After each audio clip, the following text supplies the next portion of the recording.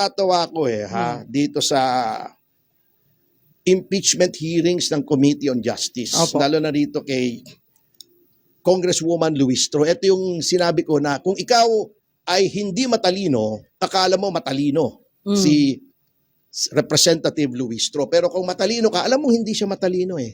'Di ba? Kita mo, iginigiit nila na maghihiring daw sila sa committee. Okay naman po yan. But ang hearing po ay sufficiency ng form and substance at sufficiency ng grounds. Ng grounds. Unang-una ito natatawa ko. Kita niyo yung pattern nila Sasabihin ni Luistro, mahina daw yung answer ni VP Sara. Answer at kautelan po yun. Pakibasa lang po kasi unang-una, kine-question po doon yung jurisdiction ng committee kasi mukhang premature yung pag-file ng isang batch ng impeachment complaint. Di ba sabi doon sa unang desisyon ng Korte Suprema, Opo. February 6. Yeah. Wala namang binabanggit na iniba yun noong nag-MR. So February 2 may nag-file, may atat nag-file. Number 2, basahin nyo wala namang ultimate facts. Puro alegasyon. Accusation is not synonymous with guilt. Sinabi na ng Supreme Court yan.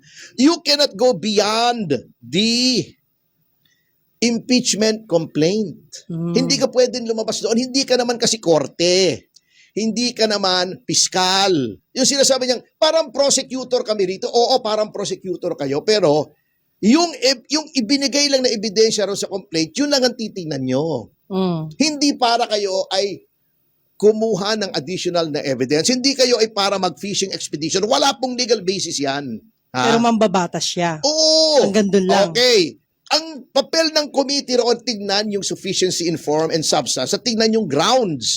Kung merong ground. At ang merong ground, ang rule dyan, parang sa rules of court, may ultimate facts. Ano yung ultimate facts? Eto si Atty. Topacio ay ninakaw yung aking cellphone.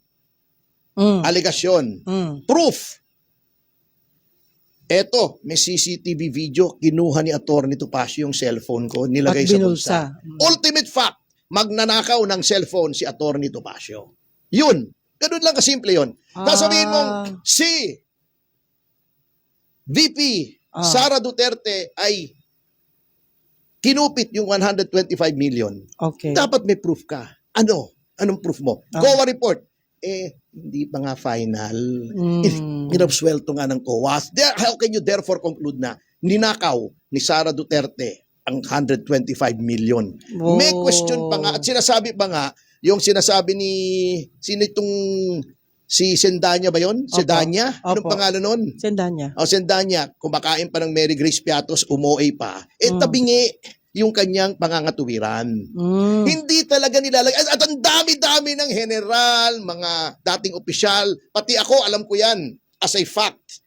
Yung confidential funds, hindi talaga nilalagay yan. Ang DILG po nung panahon ko when I was ASEC at DILG Secretary si Mayor Limik, merong confidential funds ang DILG, ginagamit namin anti-crime, anti-drugs, anti-insurgency. Talagang code name yan. So, dapat yung basihan mo ng ultimate facts ay established. Hindi pwedeng puro alegasyon.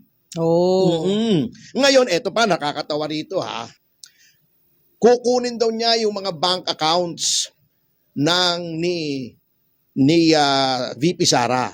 During the committee hearing. Wow. Makukuha daw sa mga bangko at pag hindi daw sumunod ang bangko, ipapakontempt niya. Kamote po yung pangangatuwiran niyo po, Madam Luistro. Ang babaw at hindi niyo po alam ang extent ng powers of contempt ng House of Representatives or any of its committees. Hindi po kayo korte, just to prove to you na walang alam sa hangganan ng contempt power si Luistro. Noong Quadcom, di ba, binastos-bastos nila yung kliyente ko. Yes. Binastos-bastos nila ako. Kaya nag-file ako ng ethics complaint. binabatikos ko sila sa social media. Opo. Sabi ba naman itong si Luistro, binabatikos tayo ni Atty. Tomasio. Ipapakontempt ko siya. Sabi ko, pag ginawa mo yan, mapapahiya ka. Bakit? Kayo po ay hindi korte. Ang korte, mayroong indirect contempt, may direct contempt. Ha? Kapag ginawa mo ang isang bagay na nakakabastos sa korte in the presence of or so near the court, yun ang nakalagay na language, Yes. na ang korte ay nabastos, direct contempt yun. Halimbawa, minura mo yung judge o nagwala ka rin sa courtroom. Ngayon, pag sa labas ng courtroom may ginawa ka, halimbawa, binrake mo yung sub judice rule. Nagsalita ka sa media, binastos-bastos mo yung judge. Outside of the courtroom, indirect contempt yun, maaaring indirect contempt. Dahil nasa labas ka. Oo. Yun. Sa committee po ng legislature, wala pong indirect contempt. Pag may sinabi ako sa labas ng halls of the house, laban sa inyo, hindi nyo po ako pwedeng ipa-contempt. Mali po yun, hindi po kayo husgado. At na-realize na yan ni Richard Gordon. Noong ako ang abogado ni Lincoln Ong at ni Mohit Dargani doon sa Farmally, sinabi ko na kangaroo court yung Blue Ribbon Committee ni Gordon.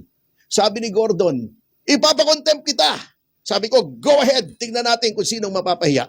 Hindi niya ginawa. Siguro pinag-aralan niya, mali nga pala siya. Hindi ka pwede magpa-contempt kung committee ka ng House or the Senate for things done outside of the House or the Senate. Yan sinasabi mo, pag hindi sumunod yung mga bangko, iko-contempt mo kung ayaw i-produce yung bank records ni VP Sara. Hindi rin po pwede yan. Bakit? Sapagkat Ginang Luistro, ang contempt powers lang po ng legislature ay effective when you are hearing something in aid of legislation. Yan po ang nakalagay sa konstitusyon at sa mismong House rules ninyo. In aid of legislation. Ito pong impeachment proceedings ay hindi in aid of legislation. Wala pong batas na lalabas dyan sa hearing ninyo. In fact, yan po ay wala doon sa article ng Constitution outlining the powers of the legislature. Nasa ibang section po yan o article ng Constitution, yung transparency and accountability provisions. Hindi po yan in exercise of your legislative powers. Yan ay exercise ng accountability provisions ng Constitution. So hindi po papasok yung contempt po dyan because, again, that is not in aid of legislation. Basahin po ninyo, Madam Luistro, ang saligang batas.